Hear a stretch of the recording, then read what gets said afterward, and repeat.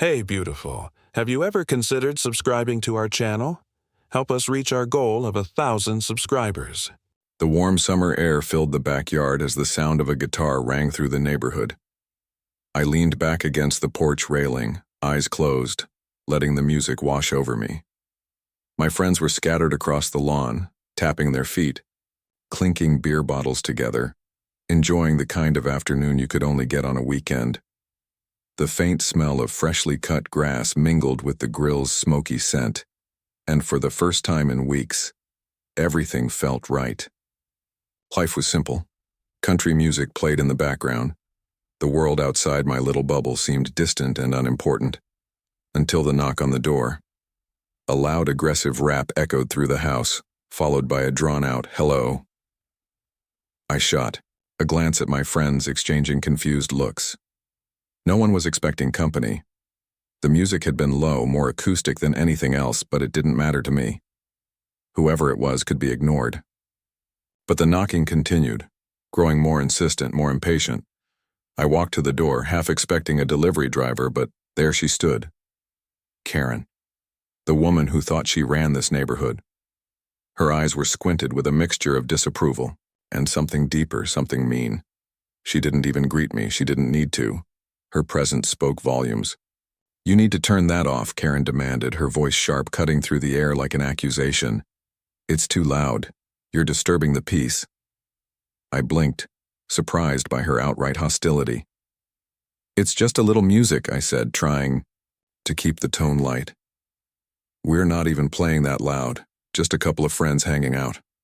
She crossed her arms, glaring at me as if I'd just committed the worst crime possible. "It's not about what you think is loud," she said with a sneer. "It's about what's disruptive to the community. You're breaking the rules. I've had enough of your backyard parties." My stomach twisted, a knot forming. The entire neighborhood had heard the music before. Hell, most of them probably enjoyed it. No one had ever complained. Until now. "It's just a few friends. It won't bother anyone," I replied, trying to keep my voice steady. "I'll turn it down a bit." Karen shook her head with disgust. "That's not good enough," she snapped. "You don't get it. I've had to listen to this nonsense every weekend. I'm not asking, I'm telling you. Either you stop now or I'll make sure the HOA hears about this." I couldn't help but laugh, though it came out dry, more nervous than amused. "You can't just make me stop. We're within our rights to play music here, in our own yard. You're being unreasonable." But she wasn't having it. "You think you can just do whatever you want? Not in my neighborhood, not while I'm here. This is my space too." She looked over her shoulder like she expected backup to appear, like she was leading some kind of crusade against my right to have a good time. "So you either turn it off or face the consequences. Your choice." I stood there for a second, jaw clenched, fighting the urge to shout something back. This wasn't just about music. This wasn't about noise or peace. This was about control, about someone who thought they could dictate how everyone else lived their lives. It was a game for her, a power play, and she expected me to roll over. Taking a deep breath, I stepped outside the door, closing it softly behind me. The last thing I wanted was to escalate the situation further. But something inside me snapped. This wasn't just some random nuisance, it was an outright challenge to my space, my happiness. She thought she could intimidate me with her threats, her demands, her condescending tone. "Karen," I said, keeping my voice even, "I'm sorry you're upset, but I'm not going to stop the music. We're not bothering anyone. The neighbors can hear it if they want to, but we're not changing anything for you." She eyed me as if I'd slapped her in the face. Her lips curled into a tight, vindictive smile. "You don't get it, do you?" she said slowly, almost as if savoring every word. "You'll see. The HOA's not going to let you keep getting away with this. I'll make sure of it." With that, she turned on her heel and marched away, but not before giving me one last look over her shoulder. It wasn't a look of defeat. No, Karen wasn't defeated. She was just getting started. I watched her disappear down the street, the weight of the confrontation sinking in. My friends had gathered around the door, peeking through the window, but none of them spoke. They didn't need to. The silence in the air spoke volumes. I was furious, but something else lingered, a creeping sense of dread. What if she really did go through with it? What if she had the HOA on her side?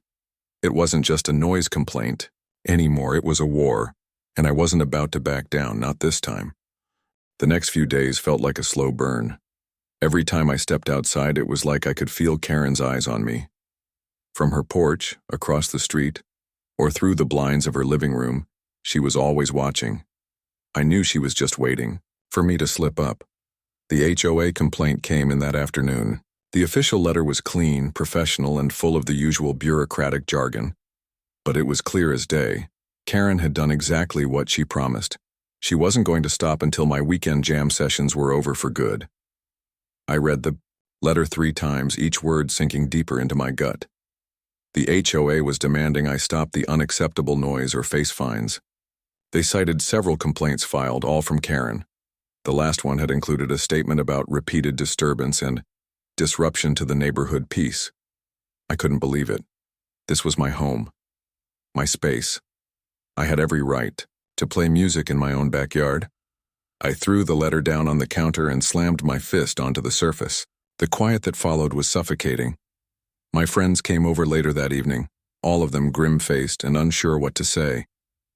Nobody knew how to fight Karen, least of all when the HOA was backing her up. Some of them had started to avoid me, in public, worried about getting caught in the middle. The community was splitting in half and Karen was winning. I knew I needed a plan. Confronting her directly would just make things worse. She wasn't the type of person to back down. She thrived on control, on pushing others until they gave in. And I wasn't going to be her next victim.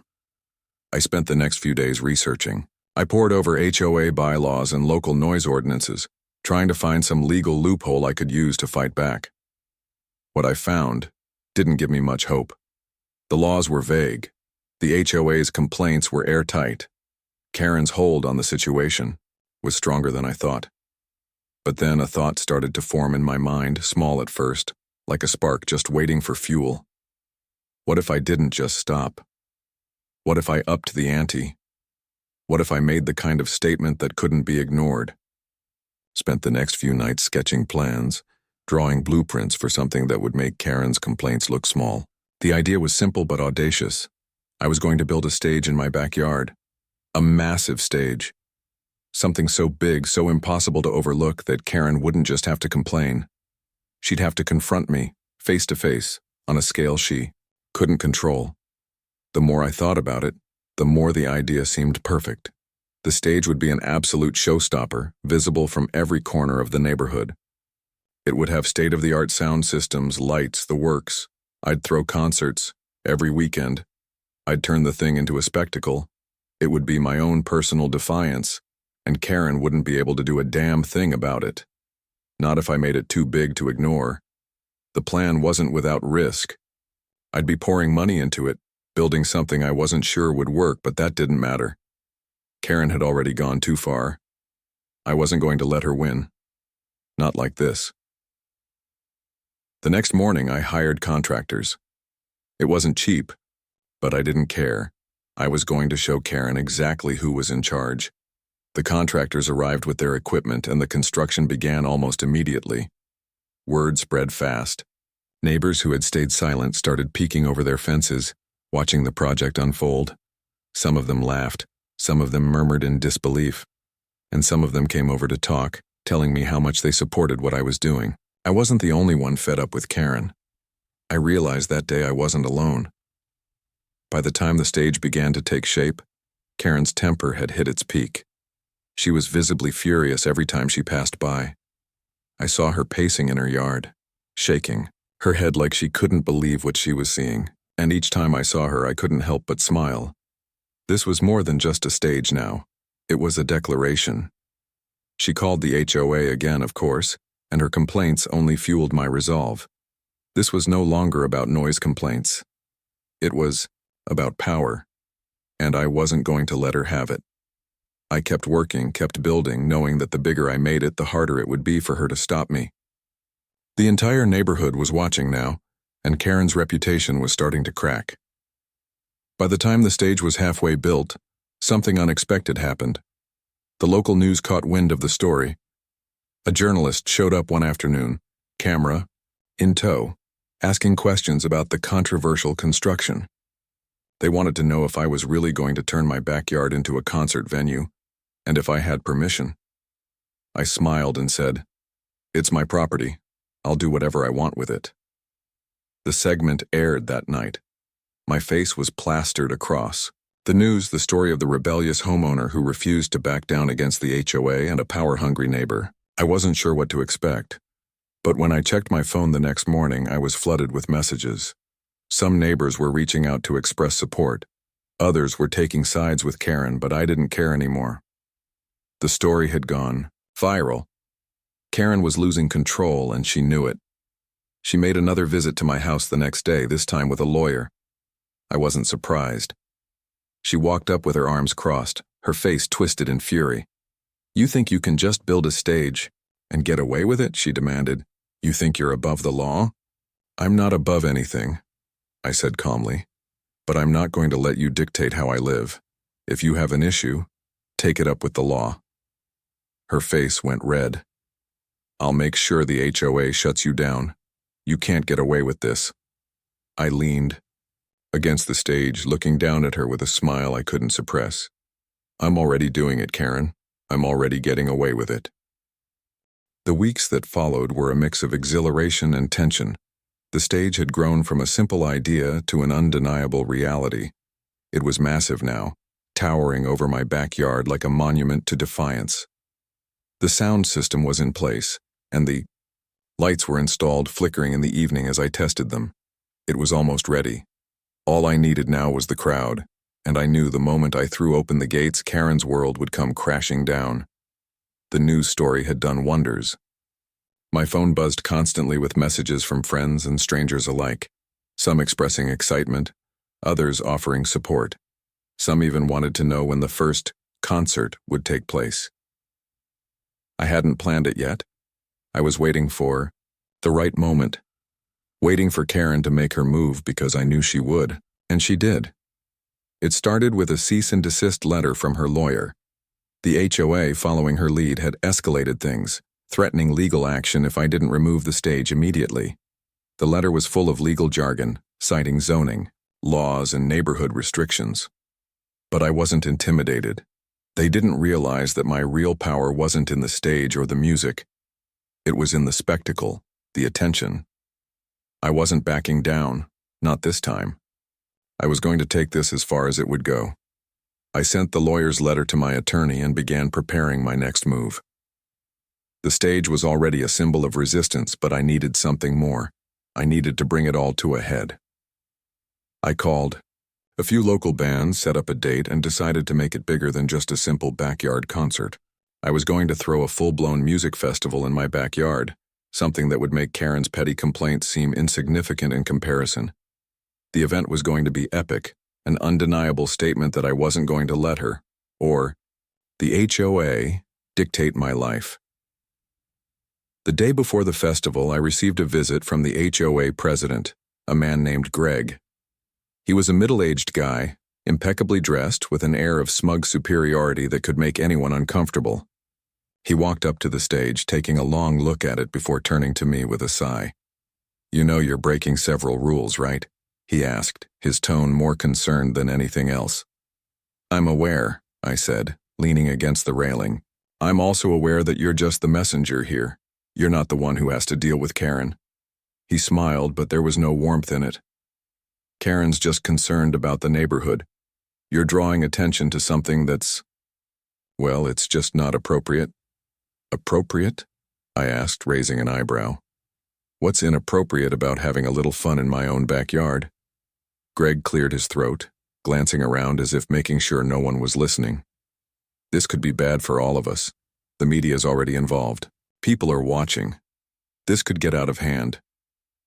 "I don't care about that," I said, crossing my arms. "What I care about is making sure Karen knows she can't just push people around. This is bigger than just me. It's about everyone who's ever been bullied into silence." Greg's expression faltered for a moment. I could tell he was conflicted, but he quickly masked it with his usual professionalism. Listen, I'm not trying to make enemies. I'm just asking you to reconsider. This whole thing could end badly for you. I smiled, a little smirk tugging at the corner of my mouth. It's too late for that. The festival is happening, whether Karen likes it or not. Greg took a deep breath, obviously trying to maintain his composure. You're making a mistake, he said, shaking his head as he walked off the property, leaving me with the sound of his shoes clicking against the concrete. I watched him go, feeling a surge of satisfaction. Karen's influence over the HOA was starting to slip. It wasn't just me who was resisting now. It was a whole wave of people who were tired of her trying to control every aspect of their lives. The day of the festival arrived, and the atmosphere was electric. People started gathering early, the buzz of excitement filling the air. The neighborhood had changed. What was once a quiet, peaceful street was now alive with anticipation. Karen's house, which had been the center of so much tension, stood in stark contrast to the festivities. She was pacing in her front yard, her arms crossed tightly as she watched the growing crowd with wide, fearful eyes. I couldn't help but feel a little smug. For once, she wasn't the one in control. The stage was the centerpiece of it all, an oasis of music and light in the middle of her carefully curated suburban world. I'd already made sure the sound system was dialed up just enough to be heard, from her house, knowing she'd be unable to escape it. The first band hit the stage and the music surged through the air. The crowd cheered, their excitement palpable. The lights flashed in rhythm with the beat, creating a dazzling display that could be seen from down the street. As I watched, I couldn't help but feel a surge of pride. This was my statement, my way of showing Karen and the HOA that I wasn't backing down. Karen couldn't take it anymore. She stormed over, her face a mask of fury. "This is ridiculous," she shouted, trying to get through the crowd of people standing in front of my yard. "This is illegal. You're ruining everything." I walked toward her, my own smile widening. "It's just music, Karen. You really need to relax. People are having fun." She looked around, realizing the full scope of what was happening. The neighbors were cheering, the music was blaring, and no one was on her side anymore. "You think you've won?" she spat. "You're going to regret this." I shook my head, watching her retreat, the weight of her defeat sinking in. This wasn't about the music anymore. It wasn't even about the stage. This was about something far bigger than her petty complaints. This was about me showing that I wasn't afraid to fight back, and Karen, for all her bluster, had never been prepared for a fight like this. The night unfolded like a dream, the music flowing through the air, carrying with it the weight of 100 unspoken frustrations. People from all over the neighborhood had gathered, some out of curiosity, others simply wanting to be part of the spectacle. Karen had retreated into her house, but not before sending one final venomous glare in my direction. Her face was twisted with a mix of disbelief and anger, but I wasn't concerned. Tonight I was in control. The festival had become more than just a rebellion against her. It was a celebration of freedom, of breaking away from the chains she had tried to bind everyone with. For years she had manipulated the HOA, bent the rules to suit her desires, and treated every small annoyance as an offense. She had tried to erase my right to enjoy my own property, to silence my music, to squash any shred of joy I had. But now, the tables had turned, and the music didn't just fill the air. It filled every corner of her carefully constructed world. As the night wore on, the festival grew even more electric. People were dancing, laughing, and enjoying themselves without a care in the world. Every chord that played was like a victory, each note a reminder of the power of standing up against someone like Karen. I stood at the edge of the stage, watching the crowd, feeling the pulse of the music in my veins. This was my moment. But then something shifted. The music was momentarily drowned out by the sound of a car engine roaring down the street. It wasn't just any car. It was Karen's. She drove past slowly, her face pressed against the window as she stared at the gathering, her mouth moving in silent rage. It was almost as if she was waiting for something to go wrong, hoping for the smallest mistake that would give her the upper hand. I watched her for a moment, knowing exactly what she was thinking. She was counting on me to mess up, to give her the ammunition she needed to make this entire thing crumble. But she didn't realize something. This wasn't just about me anymore. It was about all of us, everyone who had ever been bullied by people like her. We weren't backing down, not now, not ever. The next few hours blurred together, the music never stopping, the crowd never thinning. But then, as the night deepened, the unexpected happened. A few police cars appeared at the end of the street, their lights flashing in the distance. The murmurs started almost immediately. Some people began to quiet down, looking around nervously, unsure of what was happening. I froze, feeling a cold knot tighten in my stomach. This was it. This was the moment she had been waiting for. I saw Karen step out of her house, her eyes fixed on the flashing lights. She was grinning, the kind of grin that spoke of satisfaction, of someone who had finally gotten what they wanted. I could almost hear the words she would say in her head, a triumphant victory over me. But she was wrong. This wasn't over. The police officers walked up to me, their expressions unreadable. "You're causing a disturbance," one of them said, his voice firm but not unfriendly. "We've had multiple complaints." I stood tall, my jaw clenched. "There's no disturbance," I replied. "This is a private property event. No laws are being broken." The officer raised an eyebrow. "We've been called out here to investigate." Karen appeared behind them, her face flushed with glee. "I told you this would happen," she said, her voice sharp with vindication. "You're going to pay for this. The noise, the crowd, it's all too much." I looked from Karen to the officers. The crowd was still buzzing with excitement, but now there was a tension in the air. Karen had done her work. She had gotten the police involved, and it seemed like my plan was about to come crashing down. But I wasn't done yet. "Officers," I said, my voice steady, "I've checked the local noise ordinances. We're well within the legal limits, and as for the crowd, they're all neighbors. People who are here because they want to be, not because they're being forced to attend some kind of protest." The officer glanced at his partner, both of them clearly weighing their options. I could see the doubt in their eyes. This wasn't the kind of situation they dealt with every day. They were used to domestic disputes or traffic stops, not community festivals. I wasn't just a troublemaker. I was someone who was standing up for his rights. The officer looked back at me, his expression softening ever so slightly. "We'll need to hear from the HOA before we can make any final decisions," he said, giving a nod to Karen. I smiled, a small, knowing smile. Karen didn't realize it yet, but this was where her grip was going to slip. The officer was still on the fence. But the truth was, there was no law against what I was doing. I had made sure of that. I had taken every step to ensure that I was in the right. And if this went any further, I was prepared to take it to court. I wasn't backing down. Karen didn't know it, but she had already lost. The more she fought, the more the neighborhood rallied behind me. People were watching this unfold, witnessing Karen's attempts to tear down what we had built. The more she pushed, the more I knew that the crowd would support me. And the moment she made her move, the moment she thought she could crush me, that was when the real story would begin. And it did. A few minutes later, Karen was on the phone, with her lawyer, her eyes darting nervously between the officers and me. I could see the frustration building in her. She had expected this to be easy, a simple matter of calling the police and getting her way. But the officers weren't as quick to side with her as she had hoped. The situation was slipping through her fingers, and for the first time in a long time, I saw her falter. "Karen," I called out, my voice cutting through the air. "This isn't about noise. This isn't about your complaints. It's about control. And you've lost control. We all see it now." She turned, her face a mask of rage, but there was nothing left to say. The music resumed, louder than ever, and for the first time that night I felt the true weight of victory.